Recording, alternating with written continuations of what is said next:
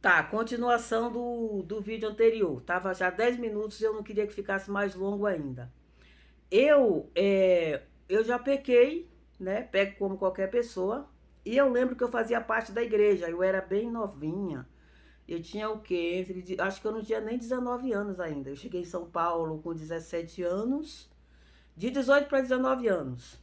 E aí eu não tinha, não me casei e caí com uma pessoa. Gente, eu sofri, vocês não sabem como eu sofri.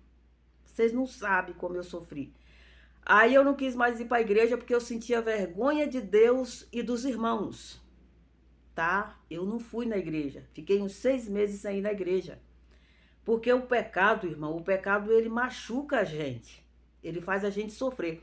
Se você comete o pecado e para você é normal, tem alguma coisa muito errada na tua vida, irmão. Eu sinto muito lhe dizer. Você começa a prestar atenção na tua vida, porque se você morrer do jeito que você tá, né, com seu namoro estranho aí para você é normal, né, traindo com amante, não importa se é homem ou se é mulher, na fornicação, mente pra caramba, e para você a mentira e a verdade não tem diferença, e você não sente nada, você tá correndo um sério risco, tá? Porque quando a gente tem o Espírito Santo, irmão, que a gente mente, que a gente comete uma coisa que desagrada o Espírito Santo, na hora o Espírito Santo toca na gente e a gente se envergonha, e a gente se preocupa e a gente sofre, tá entendendo?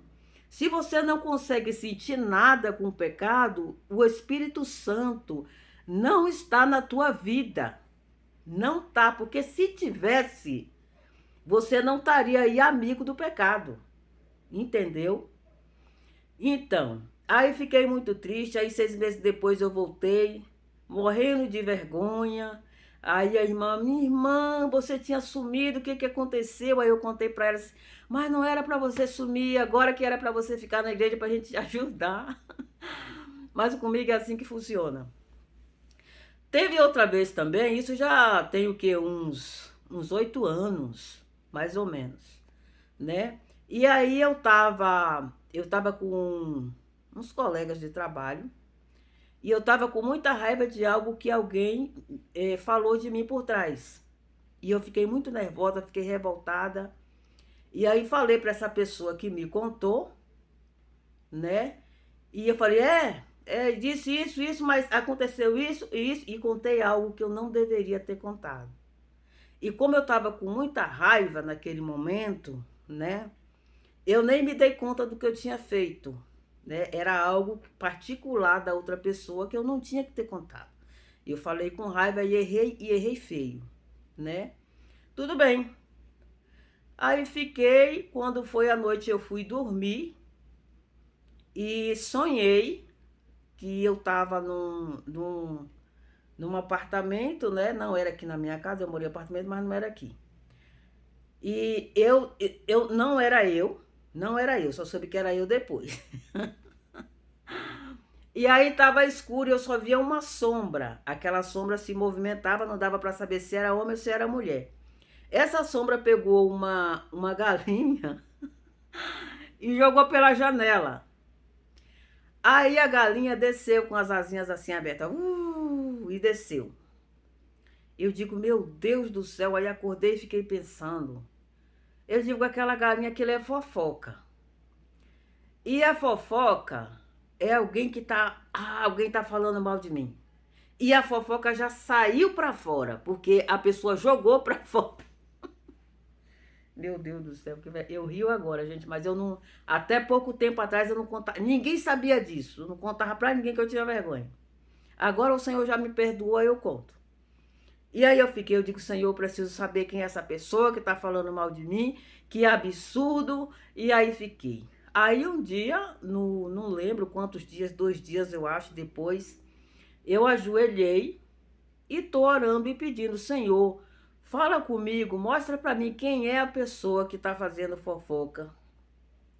Aí veio, o Senhor falou assim, como uma pessoa dentro de mim, disse, é você. Aquela pessoa é você. Eu digo, eu, Senhor. Aí quando eu falei, eu, Senhor, Aí me veio o sonho jogando a galinha pela janela. Fui eu que falei aquele assunto, que uma coisa não tinha nada a ver com a outra, eu não tinha que ter tocado no assunto. Gente do céu, eu fiquei morta de vergonha. A partir desse momento eu não olhava mais para cima, eu só andava de cabeça baixa, porque eu tinha vergonha de Deus pela fofoca que eu tinha feito. E foi no momento de raiva, porque eu não suporto fofoca, gente. Eu não gosto de fofoca, eu não gosto de gente que fica com o nome dos outros na boca. Sabe, gente que tá sempre com o nome dos outros na boca? Eu não gosto. Porque na minha família a gente não faz esse tipo de coisa, a gente não aprendeu. Os meus pais não gostam de fofoca. Então eu e os meus irmãos, a gente não cresceu vendo.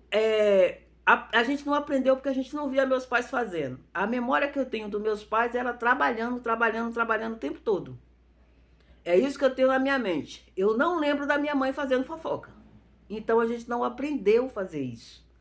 E eu não gosto. Quando uma pessoa fica o tempo todo com o nome dos outros perto de mim, eu começo a me incomodar, eu quero sair de perto.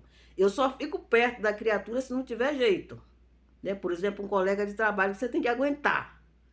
Mas não quero saber na minha casa, e no tempo que eu sair do trabalho, me esquece, não vai me ver mais nunca. A não ser que precise de mim, ela precisou, se eu puder ajudar. Mas não quero conversa, que eu não gosto desse tipo de gente.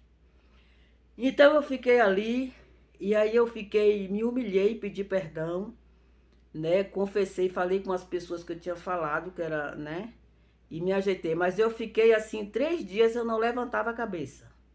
Aí depois de 3 dias eu abri a palavra com muito medo. E aí o Senhor falou lindamente comigo. Eu não lembro onde foi que ele falou, mas foi em Provérbio, né? E ele acalmou meu coração, porque ele entendeu que eu me arrependi. E aí eu fiquei tranquila e voltei a olhar para cima de novo e voltei a orar. Porque eu fiquei 3 dias sem orar. Eu não conseguia porque eu tinha vergonha. Orar é o quê? É falar com Deus. Como que eu ia falar com Deus se eu estava me sentindo tão... Eu tinha cometido uma coisa muito feia.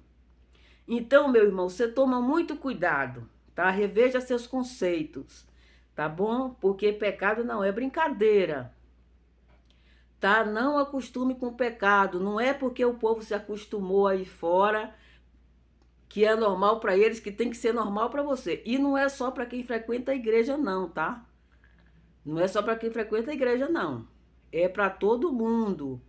Porque Deus não tem negócio, Deus não... Quando Cristo morreu na cruz, ele morreu por todos nós, tá? Morreu pelo evangélico, pelas pessoas da religião afro, pelo católico, pelo o muçulmano, todo mundo. Ele morreu. Ele não morreu pelos vasos de ira, porque o vaso de ira já nasce condenado. Não vou entrar nesse assunto, mas ele já nasce condenado e ele não é coitado, não é pobrezinho, tá bom?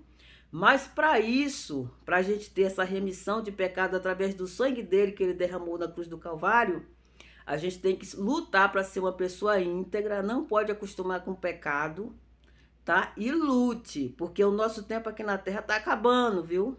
Tá acabando.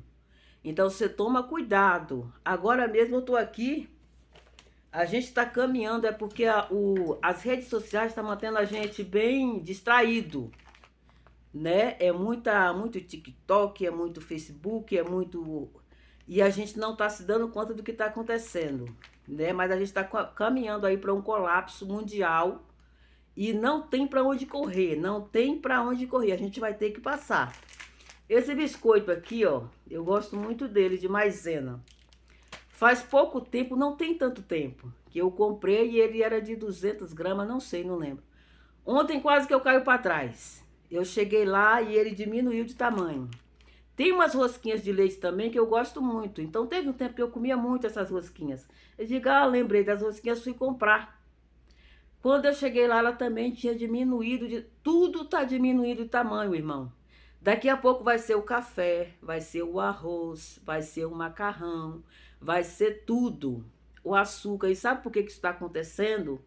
Porque as indústrias, por causa da superpopulação no mundo e a inflação, então as indústrias tentando manter, né, o alimento nas prateleiras, eles vão diminuindo para sobreviver.